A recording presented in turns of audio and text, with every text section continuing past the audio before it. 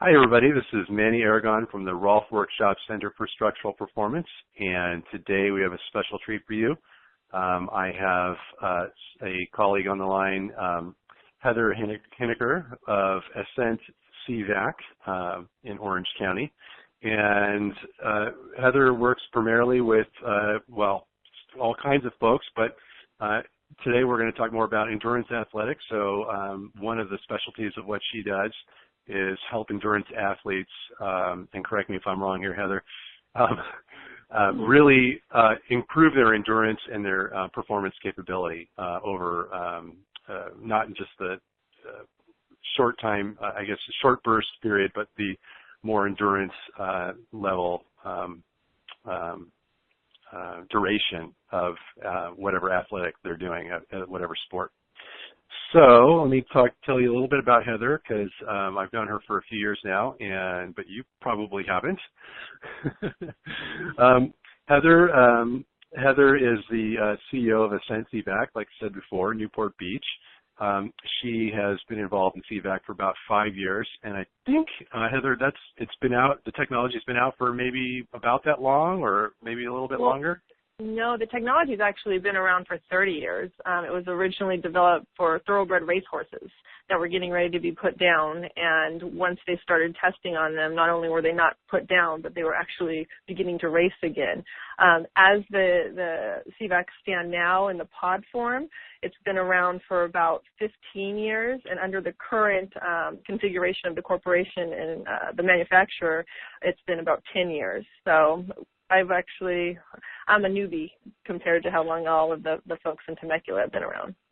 Wow. So you say you're a newbie, but it seems like such kind of an esoteric thing. How did you find it or get involved in it? Like, it just seems kind of random. Like, what's your story? Yeah. Well, basically, I found it for my own personal health issues.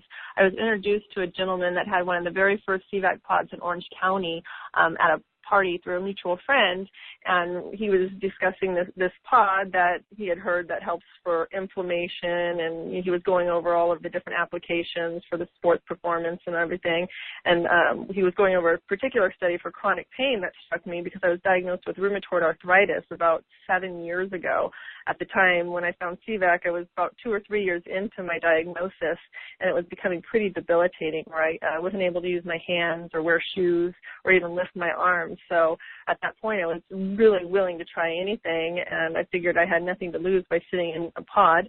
And long story short, it wasn't Superman's phone booth. I wasn't cured overnight, but over a year or so, my inflammation is basically gone, and I'm able to function as a normal person. And I knew I had to be involved, and just saw what it did for a lot of the professional athletes, and that excited me, and so I got involved. And long story short, we acquired his original pod, and we have 2 more, and bought him out, and now we're our own company under Ascent.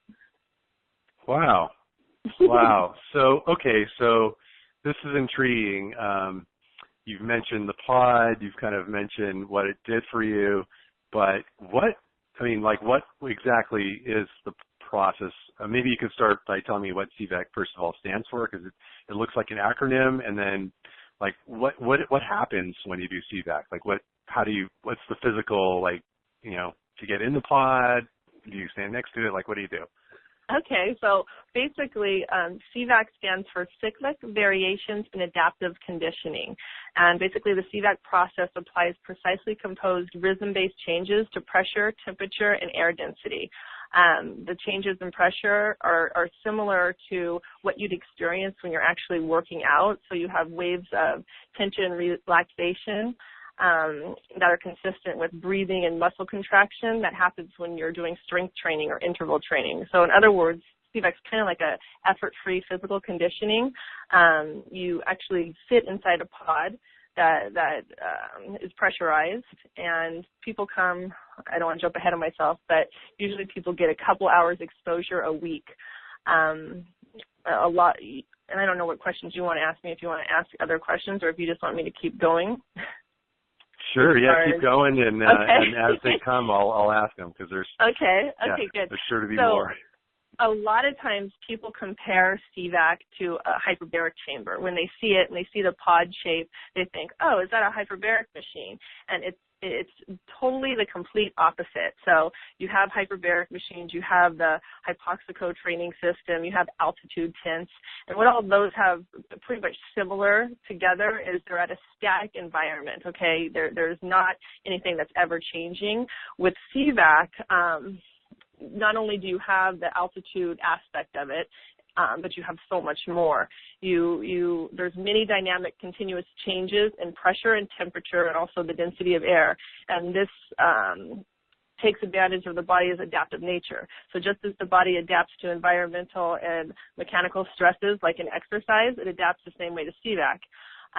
It employs stresses not only found like in terrestrial environments, just as in weightlifting, but the body also compensates by adapting more profoundly and rapidly. It also helps with recovery because CVAC actually cues for recovery. It triggers stresses for recovery. So basically I would say 70% of our clientele are elite athletes that are looking for the upper edge. So when they first come in, they're thinking, okay, performance, how do I increase my strength and endurance? How do I increase my VO2 max? And the high altitude aspect of that is where a lot of it occurs. So they're increasing their strength and endurance by going up to the high altitudes. The kidneys trigger the bone marrow to produce more red blood cells. So you're flooding your body with more oxygen. And then the different pressure changes up and down temperatures, all of that fell within really help with the recovery aspect. So where people overtrain and they need days to recover, you don't have that anymore with CVAC. You're able just to keep going. We work with a lot of UFC fighters, and that's the first thing they start noticing is, oh my gosh, where I'd be in the ring and I, would just totally exert myself and have to recover with 10 breaths. I no longer need to do that. I take one big breath and I'm ready just to keep pounding it out. We have a lot of triathletes and, endurance athletes as well that feel the same way. They're just beating their personal best, and where they fatigue originally, they're able to just keep pushing through and then waking up the next day and not having those days of downtime. So great. So, okay, you mentioned a couple of things that intrigued me. One was the anti-inflammatory properties of, I suppose, the response to CVAC. Can you talk a little bit more about that? Because it seems like, especially for endurance athletes and in terms of recovery and such, that's a big, it's part of the process of recovery. You have a hard workout, you're going to get inflamed, but, the length of the inflammation can often keep you from working out again. So are you aware of how exactly that works or what? Yeah, for sure. The easiest way to kind of explain it and actually visualize it is when you're sitting inside the CVAC pod, if you take a water bottle in there with the cap on it, you'll see it completely contract and then expand as it's going up and down with the pressure changes. Now, the pressure changes, a normal CVAC session lasts about 20 minutes. And within that 20 minutes, you feel between 300 to 500 pressure changes during that time. Okay, so if you're looking at this bottle, you see it expand and contract, expand and contract. Well, this is really working in unison with the lymphatic system and really helping to flush out any lactic acid buildup. It gets it basically right out of the system. A lot of times within the first 20 minutes after the first session's done, people have to rush to the restroom because you're basically detoxing what you don't need inside. And most of the time with these endurance athletes, it's that lactic acid buildup. Wow, that's really, really interesting and even more intriguing because now I'm thinking, what about people who are doing like a dietary liver detox? Is this something that would aid them in that process? Yeah, we have, there's a bunch of different aspects to our business, the largest being the professional athletes or the endurance athletes, but then we also work with a couple really elite recovery centers. that are helping people detox, years of whether it be drug use or anything like that. People that are going through these they're more of a holistic recovery center. So they're putting them through the liver detoxes and all of that, and they incorporate CVAC as part of their protocol because it really expedites that process and actually makes it a lot more tolerable. It's not as drawn out and painful.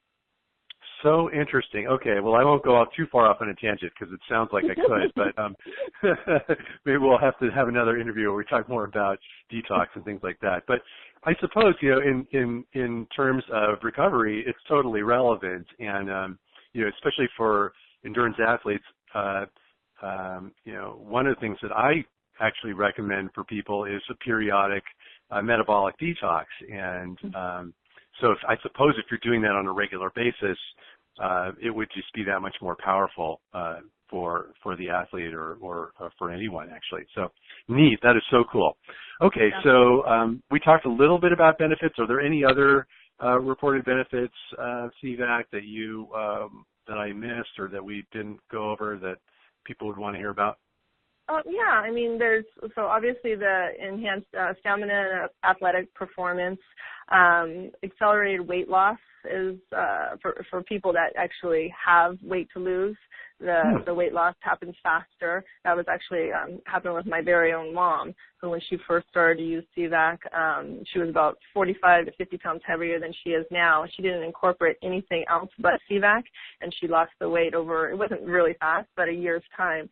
And again, there was no change in her diet at that time and no additional workout. So it definitely helped regulate all of that for her metabolism. One of the first things people first start to report is improved sleep. So they get more of a deep, restful sleep with less wake-ups, and they wake up in the morning and feel refreshed instead of being tired. I hear from a lot of our corporate people or executives that come in that they have an increased feeling of alertness and mental acuity. And then we did discuss the reduced inflammation and swelling and the improved recovery time after exertion with the lactic acid drainage. There's a improved hormonal balance, both for men and women, and just accelerated healing times, the elimination of the chronic pain, and the stimulation of the lymphatic flow and removal of toxins like we just talked about. So a lot of interesting benefits for sure. Neat. That is so cool. Okay, so getting back to athletic training, and where are you finding that your athletes are incorporating this into their training? Is it just kind of an add-on? Are they kind of integrating it into their training process? Like, how is that? For example, as a triathlete, and I suppose as a fighter, there's, especially in triathlon, there's just only, oftentimes you've got 2 workouts a day, it could go 6-7 days a week. Like, when do people have time to do this? When do they fit it in? Well, it's nice because basically it only is 2 hours out of the week. So you usually come 2 days a week and you're here for an hour at a time. A lot of times people do it after their first morning workout in between their next workout. And they'll bring their lunch in or their recovery drink, multitask on the phone, and then they're out of here. So it's not something that really takes that long.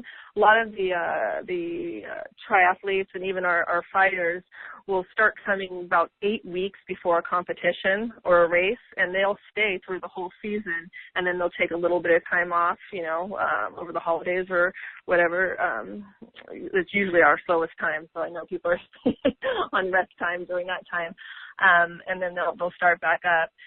There's a buildup effect that occurs with red blood cells, and once they're being produced, they last in the body about 120 days. So once you get through your initial 8 weeks, you have that buildup, and then some people tend to go on a maintenance unless they're really training hard, and then you need CVAC for the recovery aspect of it. Got it. Okay, so the idea is build up the response and the red blood cell count. That's the first 8 weeks, and then after that, you're not building anymore? You're doing more of a maintenance or using it for recovery? Exactly, and for your recovery. I mean, we've documented between a 6 and 10% reduction in the resting heart rate for recovery. I mean, that's a huge aspect of recovery. And there's also been case studies done by universities. University of Hawaii actually did one in regards to VO2 max, where they took elite, category 1 athletes, and over 4 weeks, their VO2 max increased 5%.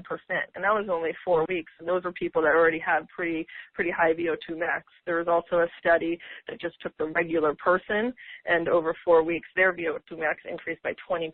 So it does some pretty significant things as far as lung capacity, and then, like we talked about, for recovery. So most of the time when athletes, like I said, when they're in their season, they just keep coming because the continuous improvements and just how they feel. So, okay, now kind of a logistical question.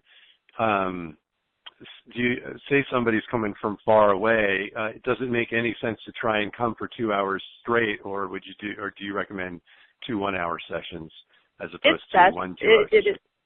It definitely is best if you can spread it out. I mean, especially when you're first getting your first 8 weeks under your belt. If you can spread it out and come twice a week, you're going to get the most benefits. But we do have people, we have people travel from, just last week, we had 2 gentlemen here for 3 weeks that came from Australia, and they come specifically to use CVAC. It's their second time they've done that. Those are our furthest travelers, but they do it every single day, and they do 2 hours each time they're here to get the build-up effect. They're coming for health reasons. And then we have people that fly in from New York and also from Arizona consistently to use CVAC, but they only come, when they're here, so they get that build-up effect. People that are traveling from Malibu or LA, they tend to come twice a week for us, but, we've had people come once a week. It just, I guess you're right, it depends on their schedule, but it's, for the most part, people just do what protocol is because that's where you're getting the best results.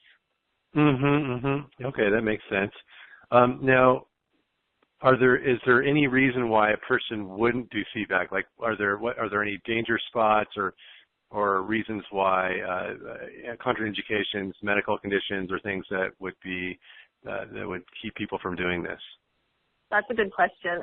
So basically, like we talked about, CVAC's been around for over 30 years, and there's never been any contraindications where CVAC injured someone, or basically if someone's able to travel commercially and commercial air travel, they're safe to do CVAC. That would be the only thing. If the doctor said you can't get in an airplane, then they can't get into CVAC. Some of the other ones are more short-term. Like if someone's had a concussion, which happens with a lot of our fighters, they need to wait 48 hours before they get into the pod. If someone has done deep sea diving or hyperbaric treatments, they need to wait 48 hours before they get into the pod. And then we just put on there, like with everything, because there's been no studies, people that are pregnant can't use CVAC. If I was pregnant, though, I would take it upon myself to use CVAC, but obviously, that's just something that the manufacturer has to put in because there have been no case studies done on pregnancy. Sure, for liability reasons, I'm sure. But exactly. Imagine, people live at altitude and get pregnant all the time. It's not an issue. Yeah. So. Exactly. Or they fly, flight attendants and stuff, probably do the same thing. So, now I guess the pressurization isn't the same in an airplane as it would be in a pod. But anyway, so what could a person expect then if they come to see you, and what would be like a typical protocol for somebody? So the first time someone comes in, basically they go through what's called our introductory training sessions. And what these are is they're five-minute sessions that were designed to make your eustachian tubes more flexible.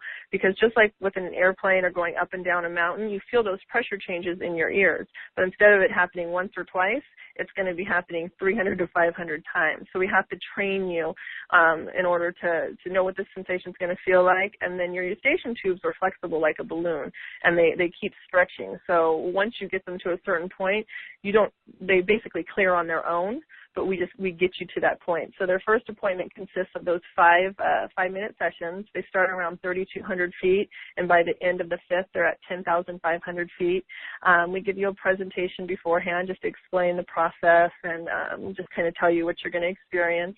Then you go through those sessions, and once you finish, which about 90% of people that come in get through 1 through 5 pretty rapidly. There are some people that have less flexible eustachian tubes, and we just take them through a lot slower. I mean, some people have actually taken a couple visits or even a week to get through their initial, but that's very rare. Like I said, about 90% get right through. Once you get through, we have you fill out a questionnaire based on how your body reacts to certain stressors, and then you're put on your customized rotation.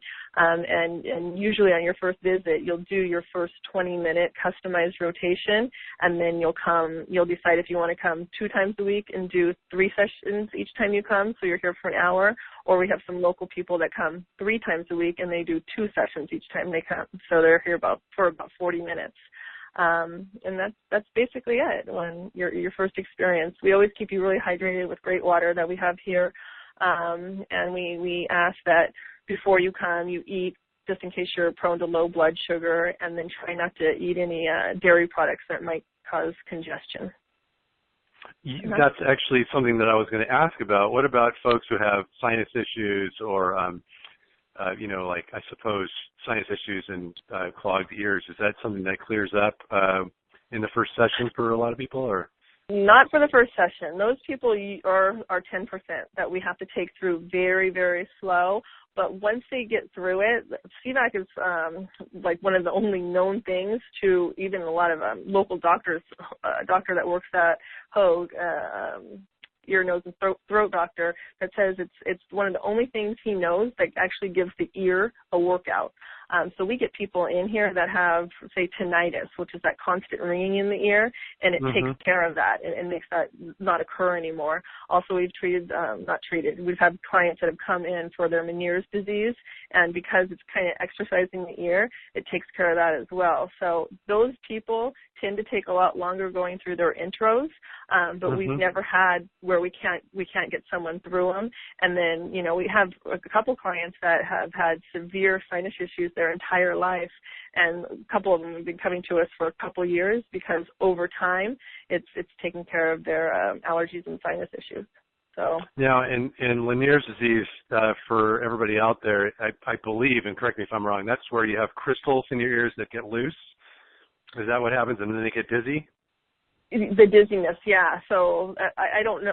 I haven't heard about the crystals, to be honest with you, and that's one thing. We are not, a medical facility, so I know all the side effects that Meniere's gives, just about being off balance, the dizziness, and then just nausea, all of that. And a lot of times with Meniere's also comes tinnitus, but that's one thing we put out there. See, CVAC's not FDA approved, so basically what we relate everything to is the same benefits that you would get from exercise is what you get from CVAC, but people who think outside the box do come here for other, issues.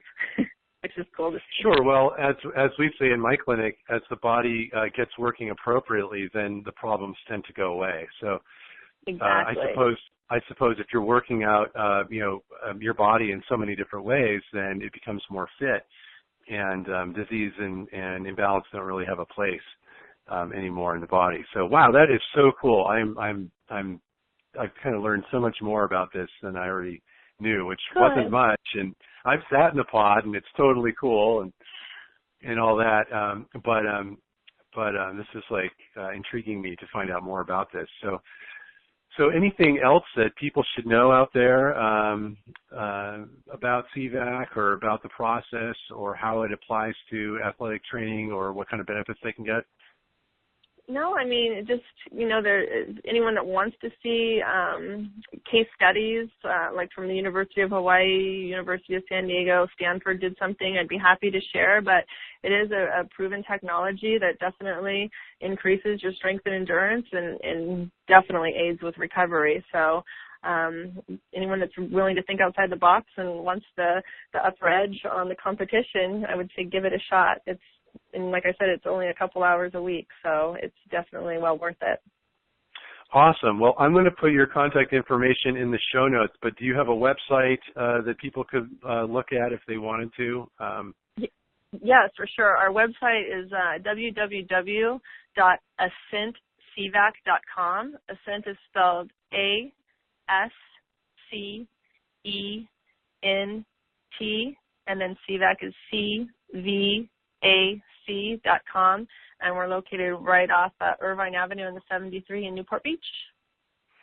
Awesome, Heather. Well, thank you so much for joining me in this interview and spreading the word. I mean, like I said, I've known you for a few years. I've been into the facility, and like 70% of what you told me today is new to me. So, well, that's totally cool. Thank you so much for having me on and just asking all the great questions too. Oh, absolutely. So anyway, we'll talk again, and for all of you out there, hope you enjoyed the interview. You can contact Heather at her website, and in the show notes there should be also contact information for her. So don't hesitate to call her up and find out more about CVAC and how it can help you. All righty. Thanks, Manny.